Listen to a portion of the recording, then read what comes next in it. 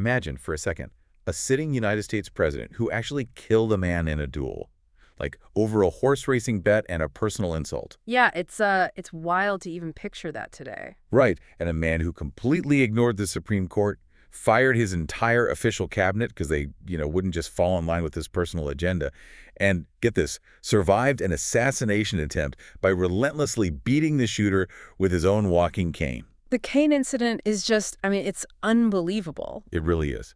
Today, we are looking at a man who essentially broke every single rule of American politics and in doing so, built the modern presidency. Welcome to today's deep dive. It is a staggering resume, to say the least. When you look at the sheer force of his biography, it's almost hard to believe it belongs to a single human being. Right. It reads like historical fiction, but it's not. Our mission today is to sift through an incredibly dense stack of sources. We're talking primary historical documents, exhaustive legal analyses from the University of Oklahoma College of Law, university working papers on how historians have viewed him over time, and some really heavy biographical texts. Yeah, there is a lot of material to get through. There is. And we are going to construct the deeply complex, often terrifying, and undeniably epic narrative of Andrew Jackson's life and legacy. And we're going to examine this through a very specific lens for you. The raw, unfiltered American dream. Because, whether you revere him or revile him, here is a guy who literally rose from a dirt floor frontier log cabin to the absolute highest office in the land. And that rise is, well, it's precisely why he's so vital to understand. To understand Andrew Jackson is to really understand the young, explosive, and inherently contradictory United States of the early 19th century. Contradictory is the perfect word for it. Right, because this was a nation that was fiercely independent, expanding rapidly, and pulsating with this new, aggressive, democratic energy. But, it was simultaneously a nation actively grappling with and building its wealth upon the incredibly dark realities of chattel slavery and the violent displacement of indigenous peoples. Yeah. Jackson is the ultimate avatar for all of that. He embodies the absolute best and the absolute worst of the era. Exactly. And as we dive into these sources, you, the listener, are going to hear some incredibly difficult, highly charged facts. We're going to cover political warfare, racial violence, and massive constitutional crises. It gets very heavy. It does. And our goal here isn't to play moral judge or to endorse any specific historical viewpoint, Nor are we here to excuse or condemn. We are here to impartially report the facts exactly as they are laid out in the historical record. We want to give you the unvarnished reality so you can understand how these events actually shape the foundation of the country you live in today. That's a crucial baseline. Knowledge is only truly valuable when it is understood in its full, unflinching context. If we sanitize the history, we lose the ability to learn from the mechanics of how power was actually wielded. Well said. So let's start at the very beginning, because Jackson's origins are basically the psychological blueprint for his entire worldview. He was born in 1767 on the Carolina frontier. And when we say frontier in the 1760s... Yeah, we aren't talking about a quaint little farming village. No, not at all. We are talking about the absolute edge of the mapped world, a brutal, unforgiving environment. And his early life is instantly defined by profound, unimaginable loss. His father died in a logging accident just weeks before he was born, leaving his mother to raise 3 boys in an environment where sheer survival was a daily struggle. And then, the American Revolution arrives. Right, and for the Jackson family, the Revolution wasn't some distant debate over taxes happening in Boston. It was a localized, devastating, bloody civil war right there in the Carolina backcountry. The Southern theater of the Revolutionary War was notoriously vicious. It was literally neighbor against neighbor, characterized by brutal partisan warfare and these devastating raids by British commanders like Banastre Tarleton. It's totally scorched earth. Exactly. And by the end of the war, Jackson's oldest brother, Hugh, had died of heat exhaustion after the Battle of Stono Ferry. His other brother, Robert, and his mother both died of disease, which was just rampant in the British prison ships and military camps. So by the time he's an early teenager, he is completely orphaned. His entire immediate family has been wiped out by the circumstances of the war. And it's within that horrific crucible that we find the defining moment of his life. At just 13 years old, Jackson is acting as a courier for the local militia. 13. I know. And he and his brother Robert are captured by the British and held as prisoners of war. And the sources detail this incredibly famous incident. A British officer demands that the young captive Andrew Jackson clean and shine the officer's boots. And Jackson, being 13, terrified, but already possessing this famously fierce, stubborn pride, looks at this officer and flat out refuses. He refuses, and he actually demands to be treated as a prisoner of war, claiming the rights inherent to that status. Wow. Now, the British officer, enraged by the sheer audacity of this child, draws his sword and slashes a devastating blow at Jackson's head. Jackson throws up his hand to block it. He survives, but he is left with deep, permanent, jagged scars across his forehead and his fingers. I'm trying to put myself in the shoes of a 13-year-old kid. Yeah. You have no parents, you're a prisoner, and a man in a red coat just tried to cleave your skull open because you wouldn't be his servant. It's a foundational trauma. What's fascinating from a psychological standpoint is how this single moment crystallized his entire worldview. It forged this intense, almost visceral American patriotism. I could see that. The physical scars on his body were daily reminders of the price of American independence. But just as importantly, it instilled in him a deep-seated, white-hot hatred for aristocratic authority. Right. For the rest of his life, whenever he looked at the British, or later, whenever he looked at wealthy, educated Eastern elites in Washington, he essentially saw that officer's sword. He saw people who believed they had an inherent aristocratic right to force the common man to shine their boots. Okay, that makes perfect sense. He's an orphan, he's scarred, he has zero money, zero connections. How does a kid in that position eventually get to the White House? I mean, it is the classic self-made trajectory, but cranked up to an absurd degree. Oh, absolutely. He moves west to Tennessee, which is the new frontier, and he essentially builds himself into a frontier elite through sheer force of will. He reads the law and becomes a prosecuting attorney. He becomes a massive land speculator, a wealthy cotton planter, a judge on the state Supreme Court, and eventually a major general in the militia. And it's his military career that truly propels him to national superstardom, specifically his leadership at the Battle of New Orleans at the tail end of the War of 1812. Which was a stunning victory. An unbelievable victory. He takes a ragtag coalition of regular army troops, frontier militiamen, free black soldiers, Choctaw warriors, and literally a band of pirates led by Jean Lafitte. Pirates. Yeah, pirates. And he decisively crushes a highly trained, numerically superior British invasion force. That victory did more than just save the city. It propelled Jackson to a level of national fame and hero worship that the country hadn't seen since George Washington. He becomes the ultimate symbol of American resilience. But, it's his political philosophy that makes his rise so fascinating to historians.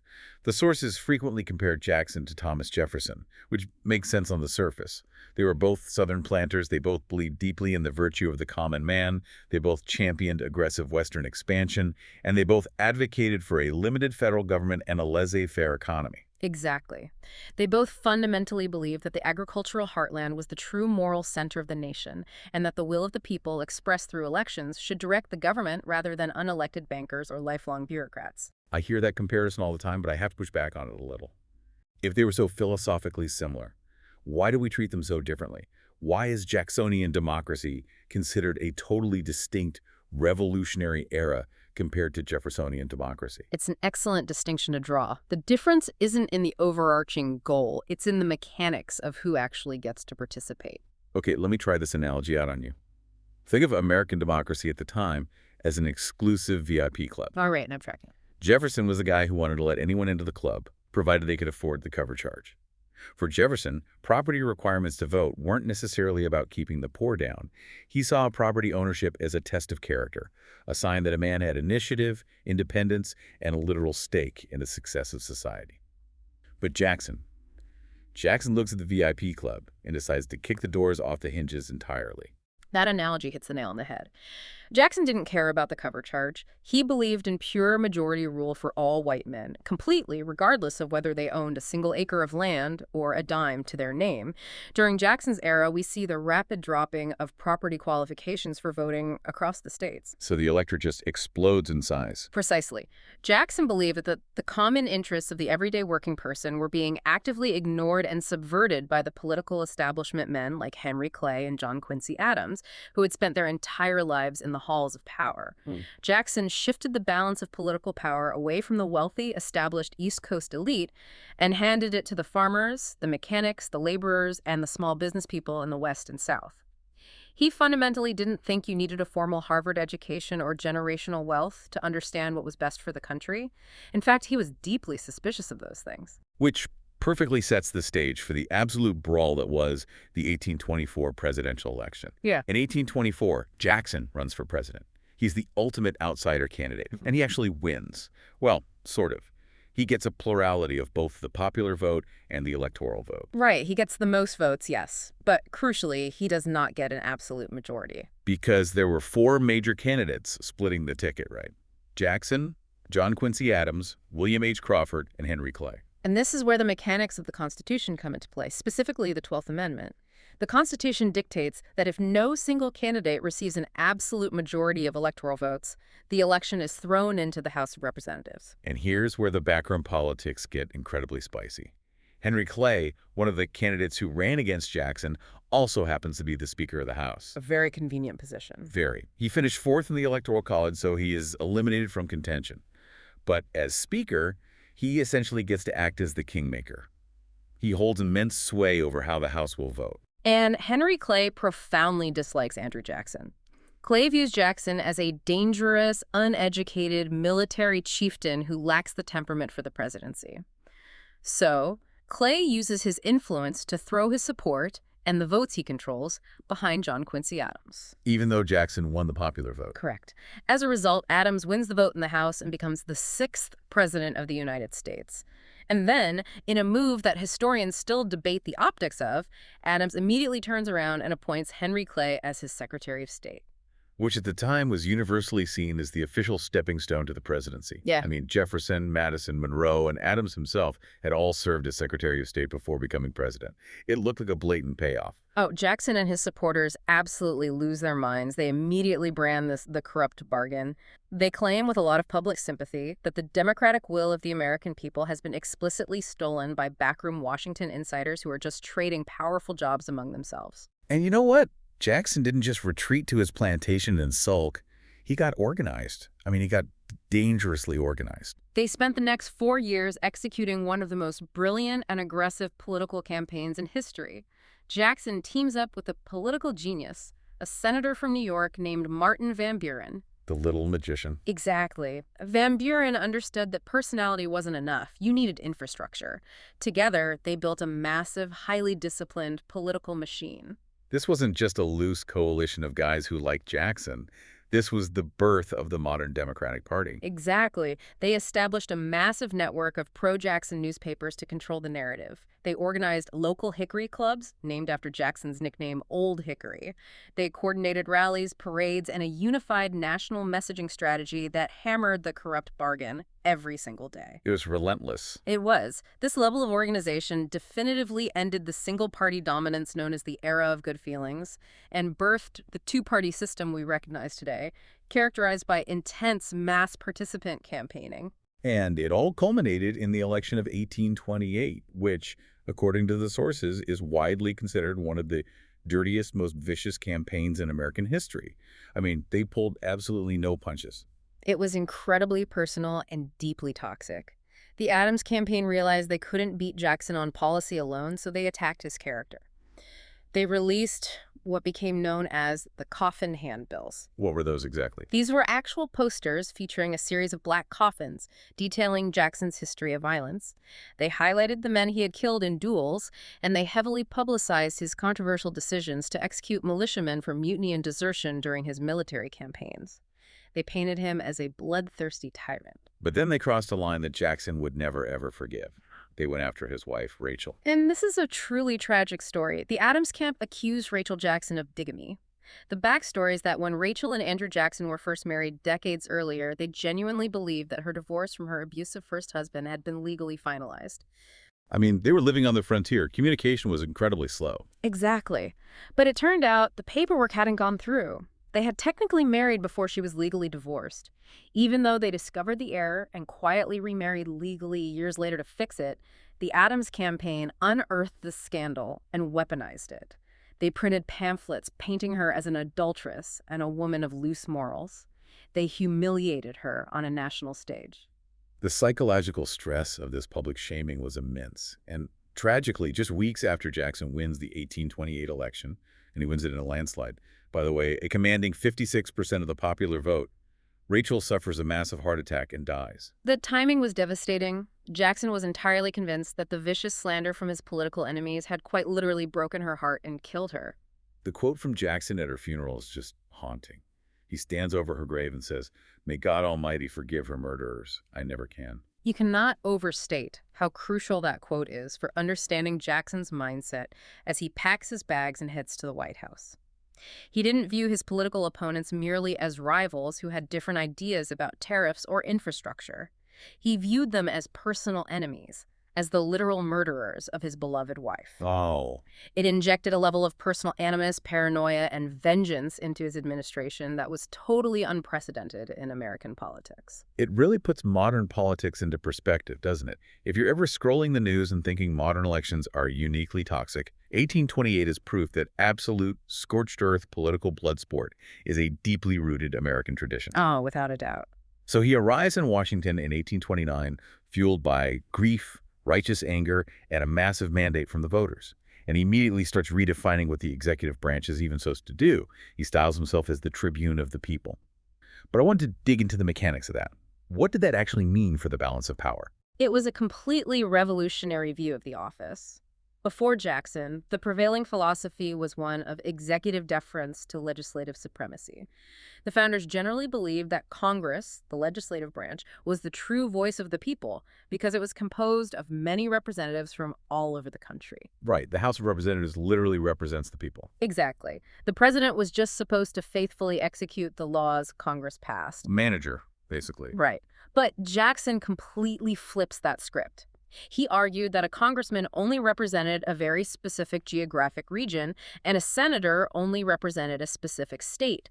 Only the president, he argued, was elected by and represented the entire population of the United States. Okay, I see where this is going. Therefore, the president shouldn't just be a manager. The president should be the dominant force in government, the sole heroic defender of the common man against the special interests that corrupted Congress. And he didn't waste any time cleaning house to enforce that vision. He institutes this policy called rotation in office. Which his critics famously dubbed the spoils system, as in, to the victor belong the spoils. Exactly. He essentially argued that civil service jobs shouldn't be lifetime appointments for elite bureaucrats. So he fires a massive number of federal employees, postmasters, customs officials, clerks, and replaces them with his loyal political supporters. Which, of course, was highly controversial. Right. He argued he was democratizing the government, but really he was rewarding his friends and punishing his enemies. And he even treated his own official, Senate-confirmed cabinet as completely disposable. I mean, the turnover is insane. He goes through 4 secretaries of state and 5 secretaries of the Treasury in just 8 years. His domineering style meant he demanded absolute, unquestioning loyalty. If a cabinet member wouldn't execute his specific commands, or if they disagreed with his vision, they were instantly removed. Let's frame it this way for you listening. Imagine a newly hired, fiery CEO takes over a massive corporation. He sits down with his official board of directors and realizes they're going to push back on his ideas. They want to follow the established rules. So what does he do? He essentially fires them, stops holding official board meetings, and starts running the entire multi-billion-dollar company out of the break room with a group of his most loyal, aggressive middle managers and PR guys. That is a remarkably accurate description of what became known as the kitchen cabinet. They bypassed the constitutional structure. Entirely. The kitchen cabinet was an informal, shifting group of Jackson's personal friends, newspaper editors, and political strategists, men like Amos Kendall and Francis Preston Blair. And they had real power. Oh, immense power. They didn't have to be confirmed by the Senate, which meant they weren't accountable to the legislature. Jackson relied on them to help shape policy and draft speeches, completely circumventing his official cabinet. It was an echo chamber designed to amplify his own instincts and bypass institutional friction. And no policy was more central to his presidency or generated more friction than his absolute scorched earth war against the second bank of the United States. I really want to unpack the bank war because to a modern listener, the idea of a president actively trying to destroy the central banking system of his own country sounds like madness.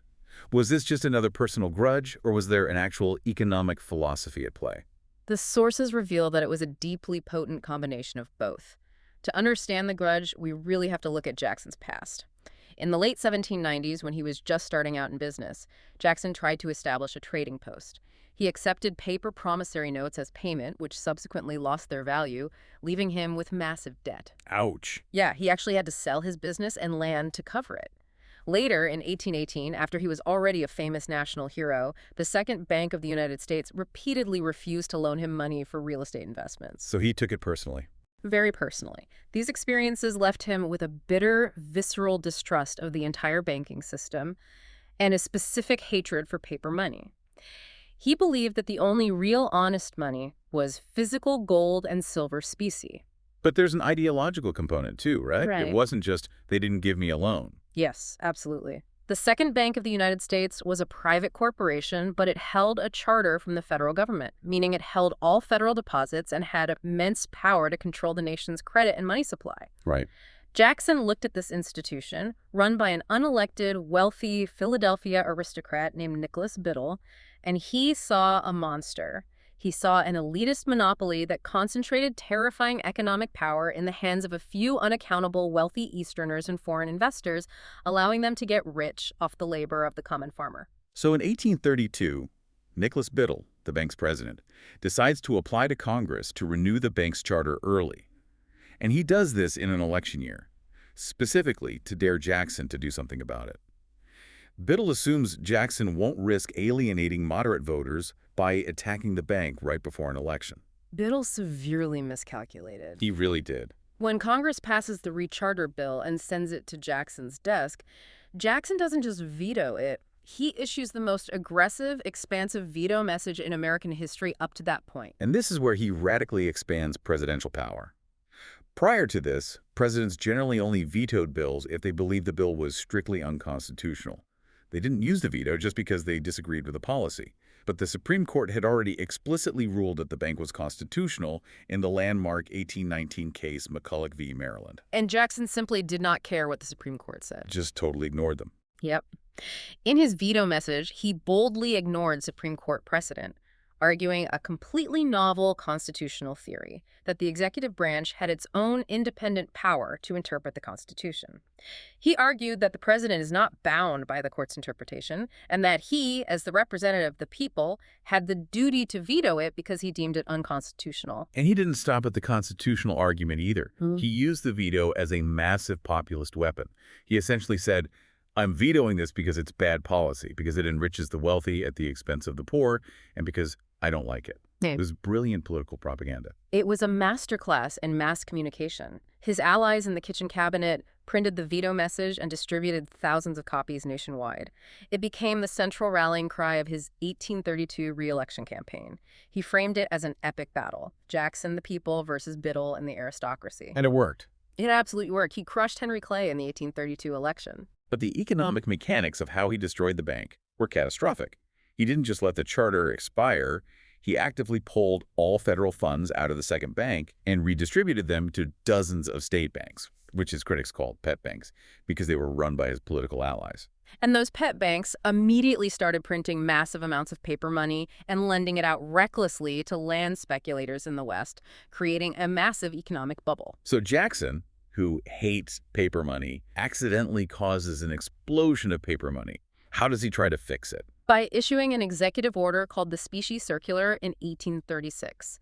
This order demanded that all future purchases of federal land must be paid for in hard gold or silver, no paper money allowed. Let me walk through the mechanism of why this was such a disaster. Because banks operate on fractional reserve lending, meaning they lend out far more paper money than they actually hold in physical gold. When the government suddenly demands only gold, everyone rushes to the banks to trade their paper notes for physical coins. Exactly. It triggered a massive run on the banks. The banks quickly ran out of gold and had to suddenly call in all their loans to avoid collapse. Wow. This violently contracted the credit market overnight. Businesses couldn't get loans, merchants went bankrupt, factories closed, and unemployment skyrocketed. Jackson's unwavering certainty that he knew what was best for the economy directly triggered the Panic of 1837, which was a devastating multi-year depression. He literally crashes the economy to save the people from the bank. It was a recurring theme with him, this absolute ironclad certainty in his own righteousness that leads to massive collateral damage. Which brings us to another crisis where his certainty almost started a civil war 30 years early, the nullification crisis. This is a pivotal moment in American history, and it all revolves around the Tariff of 1828. which its opponents vividly called the Tariff of Abominations. Let's explain the mechanics of this tariff. Why was a tax on imports threatening to tear the country apart? It comes down to regional economic models. The tariff of 1828 was an unusually high tax levied on imported manufactured goods from Europe.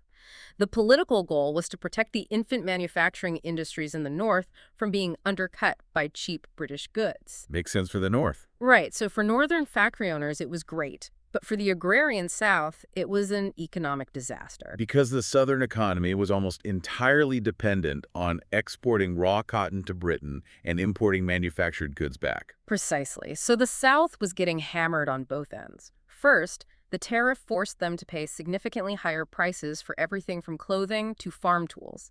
Second, the British retaliated against the tariff by buying less Southern cotton. The South felt they were being financially drained to subsidize Northern factories. And the state of South Carolina decides they have had enough. And the man leading the charge against the federal government is none other than John C. Calhoun, who happens to be Andrew Jackson's own sitting vice president. The political awkwardness and the tension is almost unimaginable today. Calhoun secretly authors a document detailing a radical constitutional theory called nullification. Walk us through the logic of nullification, because it's a concept that keeps popping up in American history. Calhoun argued that the United States was not a single, indivisible nation, but rather a voluntary compact of sovereign, independent states. Therefore, he argued, if a state believed that a federal law was unconstitutional, for instance, a tariff that clearly favored one region's economy over another's, that state had the inherent sovereign right to nullify the law, to declare it null and void within its own borders. It is a direct existential threat to the supremacy of the federal government. If any state can just opt out of the laws they don't like, the United States ceases to exist as a functional country. It's just a suggestion box. Now, here is the incredible twist. If you were the betting man in 1830, you would put all your money on Andrew Jackson siding with South Carolina. Absolutely. Jackson was a Southerner. He was a wealthy cotton planter. He relied on the export market. And fundamentally, his entire political brand was built on states' rights and limiting the power of the federal government in Washington. But instead, he completely flips the script. How does he react when South Carolina officially moves to nullify the tariff? He responds with terrifying fury. That the defining moment comes at a Jefferson Day dinner in Washington. All the Southern politicians are there giving speeches about states' rights. Jackson stands up, looks directly at his vice president, John C. Calhoun, and delivers a toast. Our federal union, it must be preserved. It's a direct threat. A line in the sand. And he backs it up. He issues a nullification proclamation, speaking directly to the people of South Carolina, and he unequivocally declares that disunion by armed force is treason. He then goes to Congress and secures the Force Bill, which legally authorizes him to use the United States military to march into South Carolina and collect the tariff duties at gunpoint if necessary. He was allegedly threatening to string Calhoun up by the nearest tree. He was entirely serious. And this brings us to the ultimate paradox of Andrew Jackson. He championed local rule, yes. He hated federal overreach, yes. But his overarching visceral patriotism, forged by that British sword when he was 13, superseded his regional loyalty. Right, you wouldn't let the country fall apart. He believed in a sacred, indivisible union, and he was perfectly willing to lead federal troops against his own region, against his own neighbors, to keep the American experiment intact. Wait, I'm struggling with the logic here. He threatens to hang his vice president and invade a state to enforce federal law, right? Right. Because defying the federal government is treason. But, as we are going to see in a few minutes when we talk about the Supreme Court, Jax completely ignores federal law when it suits his own agenda. How on earth does a leader justify that blatant contradiction? How do you reconcile disunion as treason with his refusal to enforce the laws he doesn't like? It is the central tension of his presidency. You have to understand that Jackson's compass was not a strict academic legal framework. His compass was his own internal, unshakable sense of right and wrong, shaped by what he genuinely felt was best for the survival and expansion of the nation. So it was just what he thought was right in the moment? And frankly, what aligned with his personal goals. When federal law like the tariff was necessary to preserve the union he had bled for, he enforced it with an iron fist. But when federal law obstructed his vision like his desire for Western expansion, he simply discarded it. It was executive power driven not by constitutional consistency, but by sheer force of personality. And that sheer force of personality shaped a life that was deeply, inextricably intertwined with the darkest realities of the era. This is a tough pivot, but an absolutely necessary one. We cannot talk about Jackson's wealth, his immense political power, or his carefully crafted image as the champion of the common man without talking about who actually built that wealth and who was excluded from that vision of humanity. Precisely. We must confront the reality of Jackson and slavery. Jackson wasn't just a farmer who owned a few slaves. He was an active, large-scale commercial planter and at times a commercial slave trader. Yeah, that's a part a lot of people overlook. His personal fortune, the wealth that allowed him to run for office and maintain his independence, was entirely predicated on the buying, selling, and forced labor of human beings. He actively engaged in the domestic slave trade, moving enslaved people from Virginia through Tennessee down to the grueling sugar and cotton markets in New Orleans. By the time he died in 1845, the inventory of his estate listed 161 enslaved people working at his Hermitage plantation in Tennessee and his Halcyon plantation in Mississippi. But what I found fascinating in the sources, specifically a paper by Mark R. Cheatham, is how historians have chosen to write about this over the years. The historiography, meaning the history of how the history itself was written, is almost as shocking as the reality of his plantations. How have generations of scholars handled Jackson's role as a massive enslaver? It's a deeply troubling historiographical journey that reveals a lot about America's own blind spots. Writing just before the Civil War, his first major biographer, James Parton, literally painted Jackson as the most indulgent, patient, and generous of masters. Which is an absurd contradiction in terms. Completely. But that narrative stuck. For the next century, many prominent historians basically ignored his slaveholding, treating it as a footnote, or they actively minimized it. Marquis James, in a biography that actually won the Pulitzer Prize in 1938, called Jackson an ideal slave owner. A Pulitzer Prize for that. I know. Even brilliant mid-20th century scholars like Arthur M. Schlesinger Jr. and Richard Hofstadter, who did groundbreaking work analyzing Jackson's impact on class warfare and economics, largely failed to examine how the brutal mechanics of slavery fueled his entire political and economic rise. So the academic establishment just bought into the benevolent master myth. They glossed over the violence that was required to maintain that wealth. Largely, yes. The narrative focused on his defense of white democracy while ignoring the violent subjugation that underpinned it. It wasn't until much more recent scholarship, like Matthew Warshower's work in 2006, that a clearer, unvarnished picture finally emerged. What did Warshower find? Warshower describes Jackson's approach not as benevolence, but as a paradoxical paternalism. It was a system that demanded absolute, unquestioning submission from the enslaved, and it was enforced by severe, calculated brutality. And the sources don't just speak in generalities. They give us very specific, documented evidence of this violence. It's hard to hear, but we have to look at the facts to understand the reality of the era. In 1804, Jackson put out a newspaper advertisement offering a standard reward for the return of a runaway slave. But he added a chilling line. He offered an extra bonus payment of $10 for every 100 lashes administered to the man by his captor, up to a total of 300 whiplashes. 300 lashes is a death sentence, or close to it. Exactly. And in 1821, he wrote a letter ordering his nephew to have an enslaved woman named Betty given 50 lashes simply because she persisted in putting on some airs. He ordered violence to enforce psychological dominance. And this systemic brutality culminated in the tragic story of an enslaved man named Gilbert in 1827. The records show that Gilbert frequently ran away from the Hermitage, resisting his enslavement. When he was recaptured, Jackson's overseer, a man named Ira Walton, was ordered by Jackson to whip Gilbert publicly as a terrifying example to the other enslaved people. Oh, that's awful. But during the whipping, Gilbert managed to slip his ropes. He fought back against Walton with a piece of wood. In the ensuing struggle, Walton drew a knife and stabbed Gilbert to death. What stands out in the sources is Jackson's reaction. He was actually deeply disturbed by this, and he tried to have his own overseer, Walton, legally indicted for murder. He was. Historians like Warshower argued that this specific incident affected Jackson deeply, prompting him to try and ensure more humane treatment on his plantations afterward. But we have to recognize that humane in the context of chattel slavery is a deeply compromised, almost meaningless term. Right. You can't have humane ownership of a human being. Exactly. What the Gilbert tragedy truly highlights is the absolute life and death power dynamics at play. The violence was an inherent, unavoidable feature of the system Jackson profited from. And his complex, pragmatic relationship with race extended directly into the Oval Office. There's a story from 1835 where he actually pardoned an enslaved man in Washington, D.C. named John Arthur Bowen, who had been convicted of trying to kill his owner. After receiving petitions for mercy, Jackson granted the pardon. But politically, when the rubber met the road, Jackson was an unapologetic defender of the institution of slavery. Because politically, he was a pragmatist above all else. During his presidency, the abolitionist movement began to gain real traction in the North, and they started flooding the Southern mail system with anti-slavery literature. Jackson furiously condemned the abolitionists.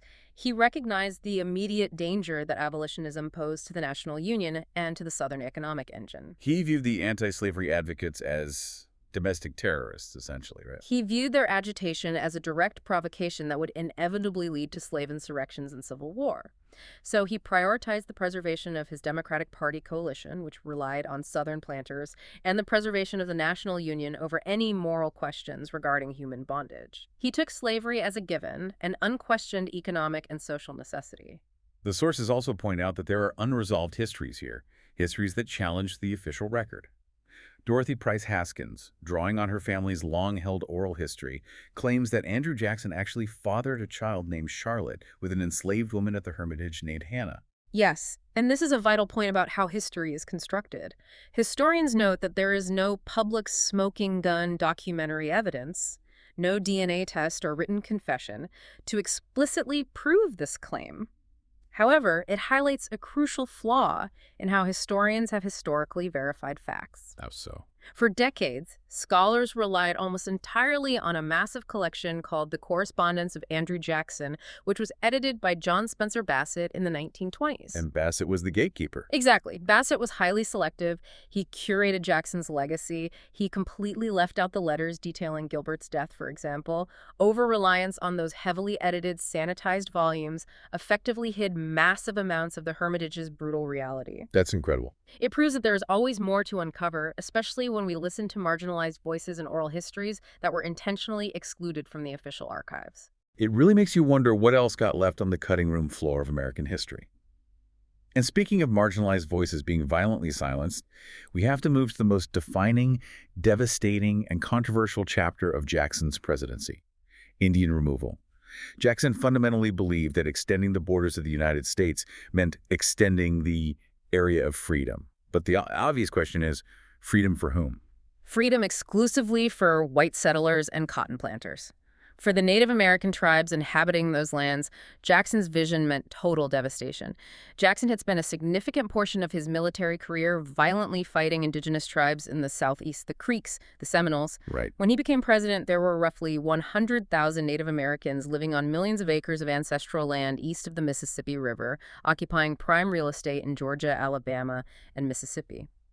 Jackson made it his top legislative priority to clear those lands for white settlement and the expansion of the cotton economy. He stakes his entire political capital on getting the Indian Removal Act of 1830 passed through Congress.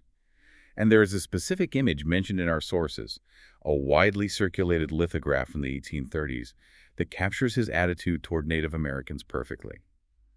It shows Jackson sitting comfortably in a chair, dressed in a military uniform depicted literally as the Great Father. Yeah. And sitting on his lap, drawn his tiny miniature children looking up at him, are Native American figures. It is a masterful, deeply sarcastic piece of political cartooning made possible by the new mass-market printing technology of the era, but it perfectly encapsulates his mindset.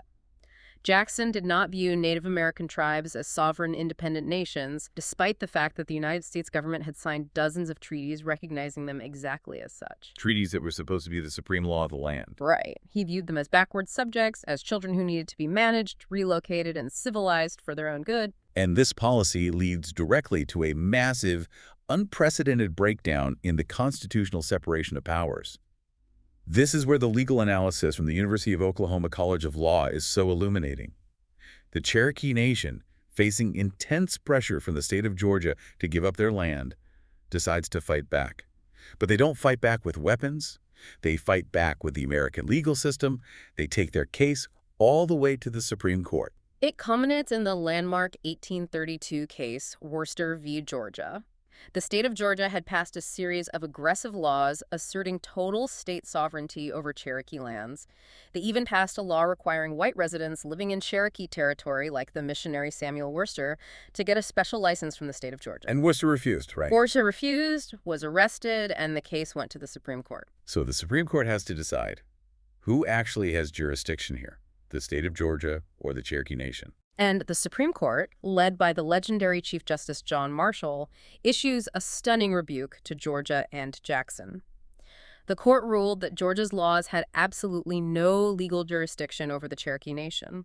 Marshall affirmed that the Cherokee were a distinct sovereign political community occupying their own territory where the laws of Georgia could have no force. So the highest court in the land explicitly says the Cherokee get to stay. The law is on their side. The system worked, right? In theory, the system worked perfectly. But the Founding Fathers designed a government of checks and balances that inherently relies on all three branches playing their assigned parts. The Supreme Court has the power to interpret the law, but it has no army, no police force. It relies entirely on the executive branch, the president, to actually enforce its rulings. And President Andrew Jackson simply refused to enforce it. He completely ignores it. He allegedly replied, "John Marshall has made his decision, now let him enforce it." He allowed Georgia to continue harassing the Cherokee, making life unlivable for them. So with the Supreme Court sidelined by the president, how do they actually force the Cherokee out? Jackson's administration resorts to deeply shady diplomatic tactics. They bypass the legitimate government of the Cherokee Nation, which was led by Principal Chief John Ross. Instead, federal agents negotiate the Treaty of New Echota with a small, unauthorized, breakaway minority faction of the Cherokee who believed removal was inevitable. Wait, so they sign a treaty with people who don't actually represent the tribe? Exactly. Despite the fact that Chief John Ross vehemently opposed it, and despite the fact that he presented a petition to Congress signed by nearly 16,000 Cherokees, the vast majority of the tribe rejecting the treaty as a fraud, the U.S. Senate ratified it anyway, and they ratified it by a single vote. It's a complete systemic failure of every single branch of the federal government to protect these people. The president ignores the court, the Senate rubber stamps a sham treaty, and the court has no power to stop any of it.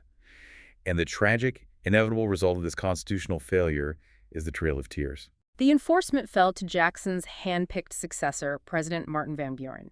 In 1838, United States soldiers were dispatched to round up the Cherokee at gunpoint.